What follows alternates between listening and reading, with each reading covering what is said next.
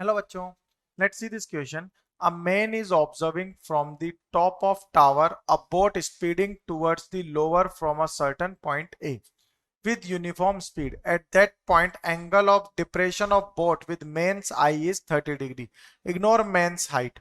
After sailing for 20 seconds towards the base of tower, same level as of water, the boat has reached a point B where angle of depression is 45 degree. The time taken by boat in seconds from B to reach base of tower is, मतलब B point B से tower के base तक reach करने में क्या time लग रहा है वो हमें यहाँ पे फाइंड करना है। तो फर्स्ट ऑफ ऑल अगर हम देखें, a man is observing from the top of tower, tower के टॉप से वो उसे ऑब्जर्व कर रहा है। तो ये हमारा एक टावर है।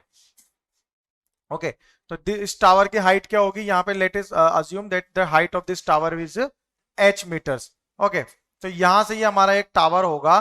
तो अब यहाँ पे दो पॉइंट है, ए पॉइंट और बी पॉइंट। अब मेन सबसे पहले ए पॉइंट से ऑब्जर्व कर रहा है। तो यहाँ पे एंगल ऑफ डिप्रेशन कितना गिवन है, ये एंगल ऑफ, ये यहां से हम इसे लाइन अगर ड्रॉ कर ले तो ये एंगल हमें 30 डिग्री गिवन है। और आफ्टर 20 सेकंड वो बी पॉइंट पे पहुंचता है और वहां से एंगल ऑफ डिप्रेशन कितना हमें गिवन है, 45 डिग्री।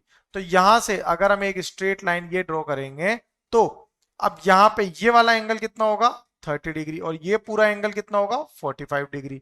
ये हमारा सी पॉइंट है, this is B and this is A. अब ए यहां पे तो टाइम कितना है, 0। यहां टाइम कितना लग रहा है, यहां तक पहुंचने में 20 सेकंड, और यहां तक पहुंचने में, सी तक पहुंचने में कितना टाइम लगेगा वो हमें फाइंड करना है। तो अज्यूम करते हैं कि ए से बीच तक का डिस्टेंस कितना है, x मीटर है। ओके तो जो स्पीड होगी बोट की, let us assume that let the speed of boat is u metre per second है। अब यहां से AB की डिस्टेंस कितनी मान लेते हैं, x मीटर। तो यहां से x इक्वल टू क्या हो जाएगा, h cot 30 minus h cot 45, because इस एंगल का डिप्रेशन और इस एंगल का एंगल ऑफ डिप्रेशन यहां पर हमने आपस में सब्ट्रैक्ट करेंगे तो बीच का ये x निकल जाएगा। तो यहां से h कॉमन ले लेंगे तो ये बचेगा cot 30 degree minus cot 45 degree which is equal to h into √3 minus 1। ये हमारा क्या आ गया, x आ गया। अब u स्पीड है तो स्पीड क्या हो जाएगा, यहाँ पे डिस्टेंस अपॉन टाइम, तो ये x क्या आ रहा था हमारा, h इंटू √3 माइनस 1 अपॉन 20।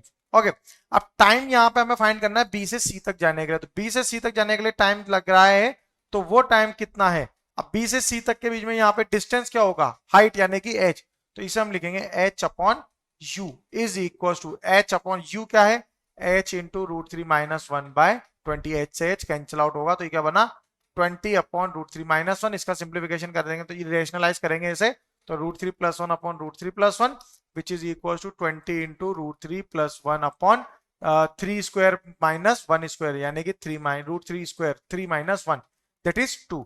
तो कितना हो गया, 10 into √3 plus 1। This is our final answer.